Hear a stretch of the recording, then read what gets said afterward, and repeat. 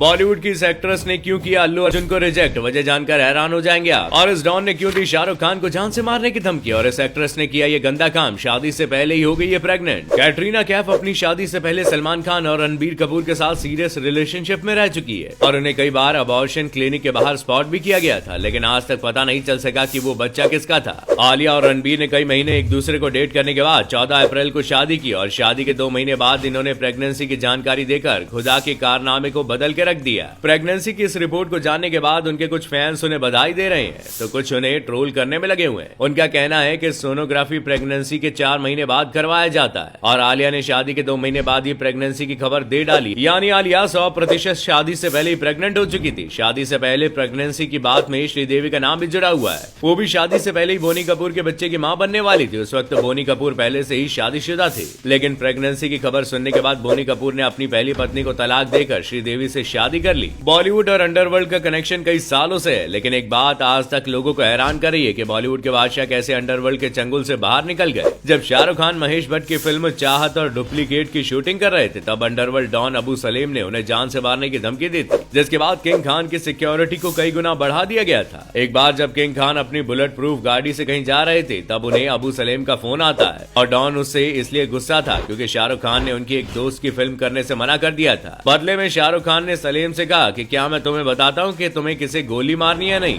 इसलिए तुम मुझे मत बताओ कि मुझे कौन सी फिल्म करनी चाहिए और कौन सी नहीं। जिसके बाद डॉन ने कहा कि शाहरुख अभी तक बस इसलिए जिंदा है क्योंकि डॉन की फैमिली शाहरुख खान की बहुत बड़ी फैन थी, क्योंकि एक दौर में सलीम की बीवी और उनकी माँ दोनों ही शाहरुख खान की बस एक झलक पाने के लिए मरती थी। एक टाइम था जब साउथ के एक्टर बॉलीवुड में काम मांगते थे, लेकिन बॉलीवुड वाले उन्हें देखना तो छोड़िए पहचानने तक से मना कर देते थे। लेकिन बाद में धीरे धीरे यही बॉलीवुड वाले साउथ की कॉपी करने लगे और खूब पैसा कमाने लगे। यहाँ तक कि बॉलीवुड के भाईजान कहे जाने वाले सलमान खान का करियर जब डूब रहा था, तब उन्होंने साउथ फिल्म का रीमेक करके उसे वांटेड नाम से रिलीज किया, जो उनके करियर की सबसे बड़ी फिल्म साबित हुई। एक टाइम ऐसा ही आया था जब आलिया भट्ट को अल्लू अर्जुन के साथ काम करने का मौका मिला, तो उन्होंने अल्लू अर्जुन के बारे में बार बार बोला कि मैं जिसे जानती नहीं हूँ उसके साथ काम कैसे कर सकती हूँ। अब वही साउथ की फिल्म जब वर्ल्ड लेवल पर हिट हो रही है, तो बॉलीवुड वाले साउथ इंडियन हीरो के साथ काम करने के लिए मरे जा रहे हैं। दीपिका पादुकोण कहती है कि उन्हें जूनियर एनटीआर के साथ काम करना है, जबकि आलिया भट्ट पहले ही आरआरआर फिल्म से साउथ में डेब्यू कर चुकी है। और सलमान खान भी अपने डूबते करियर को बचाने के लिए गॉडफादर नाम की साउथ फिल्म में बिना 1 रुपए लिए डेब्यू कर चुके हैं। जहां बॉलीवुड में कुछ लोग शादी से पहले पेरेंट्स बन जाते हैं, वहीं कुछ ऐसे भी हैं जिन्होंने आज तक शादी नहीं की, जिसमें सबसे पहले नाम आता है सलमान खान का। वो अभी भी इंडिया के मोस्ट एलिजिबल सिंगल्स में से एक है। अगला नाम आता है अक्षय खन्ना का। 47 साल के अक्षय खन्ना का कहना है कि वो शादी जैसी चीजों के लिए नहीं बने और वो अपनी जिंदगी को अपने हिसाब से जीना चाहते हैं और शादी के बाद कोई उन्हें कंट्रोल करने वाली आ जाएगी, इसलिए उन्हें ये सब चीजें पसंद नहीं है। इसमें अगला नाम है तुषार कपूर का, जो 45 साल के हो चुके हैं पर अभी भी कुंवारे हैं। हालांकि वो सरोगेसी के जरिए बाप बन चुके हैं, पर उन्होंने शादी अभी तक नहीं की। लिस्ट में अगला नाम है अमीषा पटेल का।